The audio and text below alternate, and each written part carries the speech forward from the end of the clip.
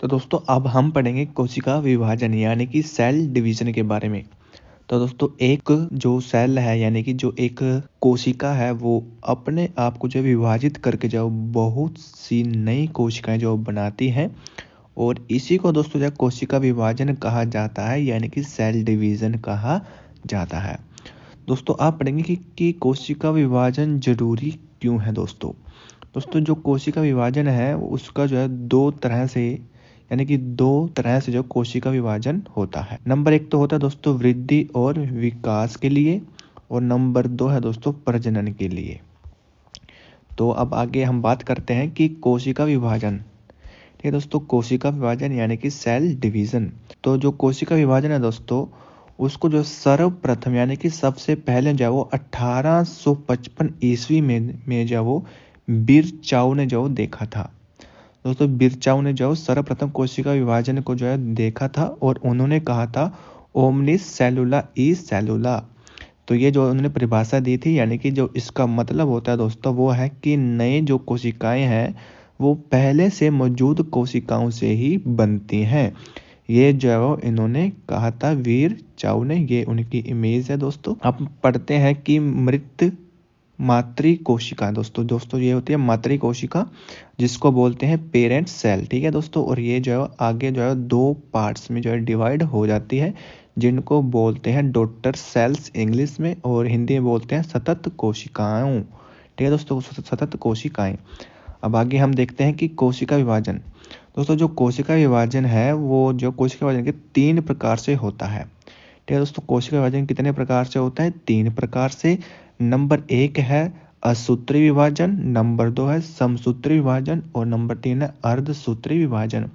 दोस्तों यहाँ से क्वेश्चन जो है वो आपके एसएससी और रेलवे के एग्जाम में दोस्तों बनता है, तो ये वीडियो आपके लिए काफी ज्यादा यूजफुल होने वाली है। दोस्तों इस वीडियो को पूरे ध्यान से देखें क्योंकि एग्जाम के पॉइंट ऑफ व्यू से ही दोस्तों जो है बातें बताई जाएंगी, फालतू कुछ भी अदर इंफॉर्मेशन जो दोस्तों नहीं दी जाएगी। अब बात कर लेते हैं कि असूत्री विभाजन दोस्तों जो क्या होता है। तो दोस्तों ये जो वो प्रोकैरियोटिक जीवों में होता है। नंबर 2 है कि समसूत्री विभाजन। ठीक है दोस्तों, सूत्री विभाजन या फिर समसूत्री विभाजन इसको कहते हैं और ये जो है वो कायिक कोशिकाओं में होता है। नंबर 3 है अर्धसूत्री विभाजन जो कि जनन कोशिकाओं में होता है। अब आगे इनके बारे में दोस्तों बात करते हैं कि समसूत्री विभाजन क्या होता है। अब बात करेंगे दोस्तों असूत्री विभाजन। ठीक है दोस्तों, यह विभाजन दोस्तों अविकसित कोशिकाओं में होता है। अविकसित जैसे कि जीवाणु हो गया, नील हरित शैवाल हो गई, अमीबा हो गया और प्रोटोजोआ हो गया। दोस्तों इन एग्जाम्पल्स को आप जो दोस्तों याद कर लीजिए, यहाँ से आपके एग्जाम में क्वेश्चन जो वो पूछा जाता है। ठीक है दोस्तों, और ये जो असूत्री विभाजन है इसमें जो केंद्रक पहले लंबा हो जाता है फिर सीधा 2 भागों में विभाजित होकर अलग हो जाता है और प्रत्येक भाग में एक सततिक केंद्रक जो वो पहुंचता है। ठीक है दोस्तों, यहाँ आप जो है एग्जाम्पल्स इमेज में जो है देख सकते हैं। ये कोशिका है, इसका सेल डिवीजन, ये इसका डिवीजन है दोस्तों, ये ऐसे बनी फिर उसके बाद ऐसे हो गया फिर ऐसे हो गया और फिर ये जो अलग अलग पार्ट में जो बट गया। और दोस्तों ये जो एक सेल का जो था न्यूक्लियस, ठीक है दोस्तों, फिर यहाँ पे भी आया, यहाँ पे आ गया, फिर अलग अलग हो गया दोस्तों, फिर यहाँ पे भी इसमें भी चला गया, इसमें भी चला गया। ठीक है, तो ये दोस्तों आप जो देख सकते हैं। नेक्स्ट बात करते हैं दोस्तों समसूत्री विभाजन। तो जो समसूत्री विभाजन है दोस्तों, समसूत्री विभाजन की जो प्रक्रिया है वो जंतु कोशिका में सबसे पहले जर्मनी के जीव वैज्ञानिक वालेंथर फ्लेमिंग ने जो वो 1879 में जो देखा था और उन्होंने ही 1882 में इस प्रक्रिया को जो माइटोसिस नाम जो वो दिया था। और यह जो विभाजन है वो कायिक कोशिका यानी कि सोमैटिक सेल में जो वो होता है। और दोस्तों इसका जो कार्य होता है यह क्या है, ये घाव भरने का जो कार्य करता है, यह कटे फटे भागों की मरम्मत करता है। कौन? समसूत्री विभाजन। ठीक है दोस्तों, और इस प्रक्रिया को जो मातृ कोशिका जो होती है दोस्तों, मदर जो सेल होती है उससे जो 2 पुत्री कोशिकाओं का जो निर्माण होता है यानी कि डॉटर सेल का निर्माण होता है। और जो प्रत्येक जो पुत्री होती है उसमें प्रत्येक पुत्री की कोशिकाओं में जो गुण सूत्रों की जो संख्या दोस्तों वो मातृ कोशिकाओं में उपस्थित गुण सूत्रों की संख्या के दोस्तों जो है बराबर होती है। समझ नहीं आया तो दोस्तों एग्जाम्पल से समझाते हैं कि ये है एक माँ यानी कि मदर सेल, पेरेंट सेल, ठीक है। उसके बाद दोस्तों क्या है, ये दो भागों में डिवाइड होती है, ठीक है दोस्तों। इसको बोलते हैं समसूत्र, यानी कि सम मैंने समान, इक्वल इक्वल, यानी कि इसमें जो 46 गुणसूत्र हैं दोस्तों, ये दोनों में जो है इक्वल इक्वल होंगे, ठीक है दोस्तों। इसमें जो इक्वल इक्वल यहाँ पर जो है उनमें जो है वो गुणसूत्र होते हैं, यानी कि इसमें भी 46 और इसमें भी 46। अब नेक्स्ट बात करते हैं दोस्तों यहाँ पर, वो है कि जो समसूत्री विभाजन है दोस्तों, वो जो है दो अवस्थाओं में पूर्ण जो है वो पूरा होता है, ठीक है दोस्तों, दो अवस्थाओं में। पहला है अंतरावस्था, ठीक है दोस्तों, इंटरफेज जिसको बोलते हैं। दूसरी है दोस्तों सूत्री अवस्था यानी कि मिटोसिस फेज, ठीक है दोस्तों। जो इंटरफेस है, अंतरावस्था है दोस्तों, उसमें जो कोशिका विभाजन की जो तैयारी होती है, उसके बाद दोस्तों सबसे बड़ी अवस्था होती है जो कि जिसमें 95% जो है समय लगता है। जो जो सूत्री होती है दोस्तों, यानी कि मिटोसिस जो फेज होता है, यानी कि बाद में होता है और एक पहले होता है दोस्तों। इसमें जो दो पार्ट्स होते हैं, यानी कि पहले केंद्रक विभाजन होता है, फिर बाद में क्या होता है, कोशिका विभाजन, ठीक है दोस्तों। अब बात करते हैं कि प्रोफेज होगा, फिर मेटाफेज होगा, फिर एनाफेज होगा, फिर टेलोफेज होगा। और ये जो कोशिका विभाजन दोस्तों, उसमें जो 46 जो मागे गुणसूत्र होते हैं, वो दोस्तों जो है यहाँ पर इक्वल पार्ट्स में जो है डिवाइड होते हैं। अब नेक्स्ट है कि केंद्रक विभाजन की बात करेंगे। केंद्रक विभाजन दोस्तों जो है 4 चरण होते हैं, ठीक है, प्रोफेज, मेटाफेज, एनाफेज और टेलोफेज। और दोस्तों जो कोशिका विभाजन है दोस्तों, ये दो कोशिका में विभाजन दोस्तों होता है मदर सेल का। ये मदर सेल है और इसका दो भागों में जो है वो विभाजन हो जाता है और दोनों में इक्वल इक्वल जो है वो यहाँ पर जो गुणसूत्र पाए जाते हैं। अब बात कर लेते हैं पूरा अवस्था यानी कि प्रोफेज।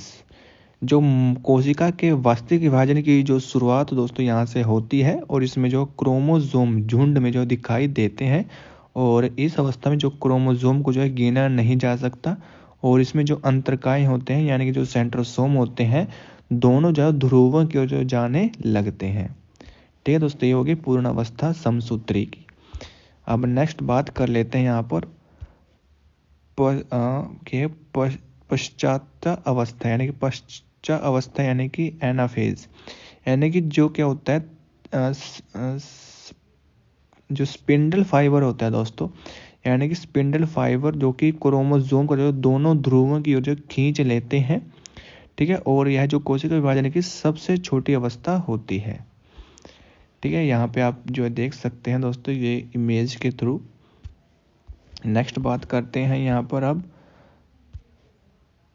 अंत्यावस्था यानी कि टेलोफेज दोस्तों इस अवस्था में क्या होता है, जो गुणसूत्र है वो विपरीत ध्रुवों की ओर जो एकत्रित हो जाते हैं, और जो गुणसूत्र है वो समूह के चारों तरफ केंद्रक झिल्ली का निर्माण दोस्तों जो इसमें हो जाता है, और एक कोशिका के अंदर दो केंद्रों का निर्माण जो इसमें होता है, ठीक है दोस्तों। ये एग्जांपल्स हैं, इमेज के थ्रू आप दोस्तों यहाँ पर देख सकते हैं।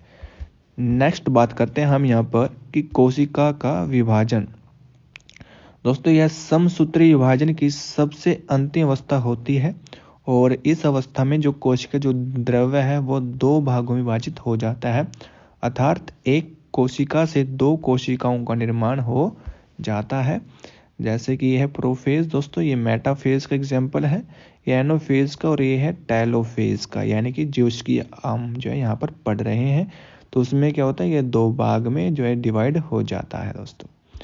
नेक्स्ट बात करते हैं हम यहाँ पर अर्धसूत्री विभाजन की यानी कि मिटोसिस की। दोस्तों फार्मर तथा जो मोरे ने जो वो 1905 में कोशिकाओं में जो है अर्धसूत्री विभाजन को जो मिटोसिस नाम जो वो दिया था, और जो अर्धसूत्री विभाजन की खोज के जो सर्वप्रथम जो खोज की थी वो की थी वीजमैन ने।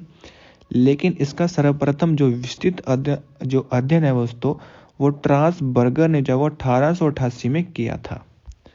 और यह जो विभाजन दोस्तों केवल जनन कोशिकाओं में यानी कि स्पर्म और ओवम में ही होता है, और इसमें जो पुत्री जो कोशिकाएं हैं यानी कि जो डॉटर सेल हैं, उनमें गुणसूत्रों की जो संख्या है वो मातृ कोशिका यानी कि मदर सेल में जो गुणसूत्र होते हैं उनकी संख्या की दोस्तों जो आधी होती है, और जो इसमें विभाजन की जो क्रिया है वो 2 बार होती है, जिसके फलस्वरूप 4 पुत्र कोशिकाओं का निर्माण होता है।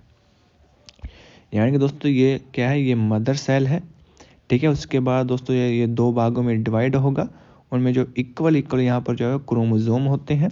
फिर ये भी जो है 2 पार्ट में डिवाइड होगा, ठीक है दोस्तों। इसमें भी इक्वल होंगे, फिर ये भी जो है 2 पार्ट में डिवाइड हो जाएगा। यहाँ पे भी इक्वल जो है वो क्रोमोसोम यहाँ पर होते हैं। नेक्स्ट बात करते हैं दोस्तों यहाँ पर अर्धसूत्री कोशिका विभाजन। पहला है अर्धसूत्री फेज 1, अर्धसूत्री 2, ठीक है दोस्तों। अर्धसूत्री पहले की बात करें तो यह है दोस्तों लेप्टोटिन, ठीक है दोस्तों। के बाद होता है जायोगोटिन, नंबर 3 है पेकिटिन, नंबर 4 है डिप्लोटिन, नंबर 5 है डायोकाइनेसिस। और अर्धसूत्री सेकंड की बात करें तो समसूत्री कोशिका विभाजन के समय के समान ही होती है, जिसमें एक जनक जो कोशिकाओं की 4 पुत्री कोशिकाओं का निर्माण करती है। यानी कि पहला है जाइगोटिन, इसमें जो समजात गुणसूत्र जोड़े जो बना लेते हैं, जिसे जो सिनेप्सिस कहा जाता है, ठीक है दोस्तों। नेक्स्ट बात करते हैं पैकेटिन की। इसमें क्या होता है, जो गुणसूत्रों के समान गुणसूत्रों के जो युग्मन की जो प्रक्रिया जो पूरी हो जाती है और समजात गुणसूत्रों के मध्य जीन विनिमय होता है, इसे जो क्रॉस ओवर कहते हैं। जीन विनिमय द्वारा संजात गुणसूत्रों में जो आनुवांशिक सामग्री का विनियमन होता है, जिससे आधुनिक विविधता जो बढ़ती है। नेक्स्ट बात करते हैं हम यहाँ पर डिप्लोटिन। डिप्लोटिन इसमें क्या होता है कि जो समजात वाले जो गुणसूत्र होते हैं वो अलग अलग हो जाते हैं। और नंबर 4 है दोस्तों यहाँ पर डाइकाइनेसिस। डाइकाइनेसिस में क्या होता है कि जो समजात वाले जो गुणसूत्र हैं दोस्तों वो अलग हो जाते हैं, और जो तुर तंतु है दोस्तों उसका जो निर्माण हो जाता है, ठीक है दोस्तों। तुर तंतु का क्या हो जाता है, निर्माण। अब इनमें क्या है, हम डिफरेंस चेक कर ले दोस्तों समसूत्री में, ठीक है। समसूत्री और अर्धसूत्री विभाजन में ये ज़्यादा इंपॉर्टेंट है दोस्तों। इसमें क्या होता है कि यह जो समसूत्री विभाजन की बात करते हैं पहले, इसमें क्या होता है कि यह जो विभाजक है दोस्तों ये कायिक यानी कि सोमैटिक कोशिकाओं में होता है, और इसके विभाजन में जो समय है वो कम लगता है। इस विभाजन के द्वारा जो एक कोशिका से जो 2 कोशिकाएं बनती हैं, और जो सतत कोशिकाओं में जो जनक जैसी ही गुणसूत्र होने के कारण आनुवांशिक विविधता जो नहीं होती, और इसमें क्या है गुणसूत्रों के जो आनुवांशिक पदार्थों में आदान प्रदान जो वो नहीं होता। अब बात करते हैं अर्धसूत्री विभाजन की। इसमें जो विभाजन दोस्तों वो जनन कोशिकाओं में होता है, और इस विभाजन में जो वो अधिक समय लगता है। नंबर 3 है कि इस विभाजन में एक कोशिका से 4 कोशिकाओं का निर्माण होता है। नंबर 4 है कि सतत कोशिकाओं में जनकों से जो विभिन्न गुणसूत्र होने के कारण आनुवांशिक विविधता जो होती है। नंबर 5 है कि इसमें गुणसूत्रों के आनुवांशिक पदार्थों में आदान प्रदान यानी कि क्रॉसिंग ओवर जो वो होता है। तो नेक्स्ट बात करते हैं दोस्तों यहाँ पर क्वेश्चंस की। तो इन क्वेश्चंस के दोस्तों आपको जो है वो वीडियो के लास्ट में जो ऑप्शन यानी कि जो राइट इनके आंसर हैं उनके ऑप्शन जो है वहाँ पर दिए गए हैं, ए बी जो भी है, ठीक है। क्वेश्चन वाइज आपके आंसर जो दिए गए हैं, तो आपको दोस्तों जो आपको अभी तक पढ़ाया है उसमें से क्वेश्चन आपको पूछेंगे, ठीक है। तो आपको दोस्तों कितने क्वेश्चंस का यहाँ पर सही आंसर देते हैं वो आपने कमेंट करना है। तो चलिए दोस्तों आज के क्वेश्चन स्टार्ट करते हैं। पहला है कि शरीर में लगी चोट की मरम्मत के लिए किस प्रकार के सेल विभाजन का जो प्रयोग किया जाता है दोस्तों। तो इसका जो ऑप्शन दोस्तों वो है केवल समसूत्री का, नंबर 2 है केवल अर्धसूत्री विभाजन का, नंबर 3 है माइटोसिस और मियोसिस, नंबर 4 है ना तो समसूत्री का ना ही अर्धसूत्री विभाजन का। तो इसका राइट आंसर क्या है दोस्तों आपने कमेंट करना है। नेक्स्ट क्वेश्चन पे चलते हैं। तो वो है कि अर्धसूत्री विभाजन के दौरान सिनेप्सिस जब कब होता है। नंबर 1 है जायोगोटिन के समय, नंबर 2 है लेप्टोटिन के समय, नंबर 3 है डिप्लोटिन के समय, नंबर 4 है पैकेटिन के समय। तो इसका राइट आंसर दोस्तों आपने जल्दी से जल्दी कमेंट करिए। नेक्स्ट क्वेश्चन पे चलते हैं कि गुणसूत्र किसके दौरान जो अलग होते हैं। नंबर 1 है प्रोफेज के दौरान, नंबर 2 है एनीफेज के समान, नंबर 3 है मेटाफेज और नंबर 4 है टेलोफेज के दौरान। नेक्स्ट क्वेश्चन है कि क्रॉसिंग ओवर जो है वो डैश के दौरान होता है। नंबर 1 है डिप्लोटिन, नंबर 2 है पैकेटिन, नंबर 3 है लेप्टोटिन, नंबर 4 है जायगोटिन के समय। नेक्स्ट क्वेश्चन की बात करें तो वो है दोस्तों यहाँ पर कि निम्नलिखित में से कौन सा जो चरण है वो कोशिका चक्र में शामिल 95% समय पर जो कब्जा कर लेता है। इसके जो ऑप्शन है आपके इंटरफेस, नंबर 2 है कार्योकाइनेसिस, नंबर 3 है मेटाफेज, नंबर 4 है एनाफेज। नेक्स्ट क्वेश्चन दोस्तों आपका कि न्यूनीकरण विभाजन की पूर्ण अवस्था में जब कई चरण होते हैं तो सही कालानुक्रमिक का जो यहाँ पर क्रम क्या है वो आपने बताना है। ठीक है दोस्तों, ये 4 दोस्तों ऑप्शन आपको यहाँ पर दिए गए हैं, तो आप इनको पढ़िए और जो राइट आंसर दोस्तों आपको जल्दी से जल्दी कमेंट करिए। नेक्स्ट क्वेश्चन है कि जो समसूत्री विभाजन के फलस्वरूप मातृ कोशिकाओं में कितनी पुत्री का जो निर्माण जब होता है, तो इसका आपके ऑप्शन है 1 का, 5 का, 4 का, 2 का। नेक्स्ट क्वेश्चन है कि अर्धसूत्री विभाजन के फलस्वरूप मातृ कोशिकाओं से कितनी पुत्री का जो निर्माण होता है, आपके ऑप्शन है 2 का, 5 का, 4 का, 6 का। नेक्स्ट क्वेश्चन है यहाँ पर कि अर्धसूत्री जो विभाजन है वो विभाजन होता है वो किस में होता है दोस्तों, काय कोशिकाओं में, जनन कोशिकाओं में, या फिर दोनों में, या फिर किसी में भी नहीं।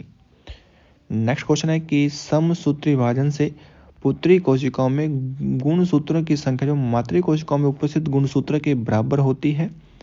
ठीक है, आपका ऑप्शन है बराबर होती है, आधी होती है, दोगुनी होती है, फिर चौगुनी होती है। ठीक है, तो इसका जो राइट आंसर दोस्तों आपने जल्दी से जल्दी कमेंट करके आपने यहाँ पर बताना है। तो अब दोस्तों इन क्वेश्चनों के जो राइट आंसर है वो यहाँ पर देख लेते हैं।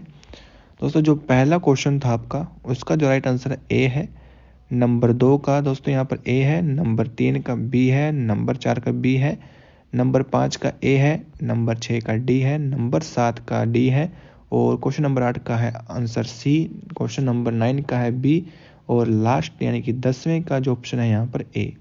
तो दोस्तों आपने के जो क्वेश्चन कितने सही गए हैं कितने गलत गए वो आप जल्दी से जल्दी हमें कमेंट करके बता दीजिए। तो दोस्तों मिलते हैं नेक्स्ट वीडियो में, तब तक के लिए दोस्तों बाय बाय।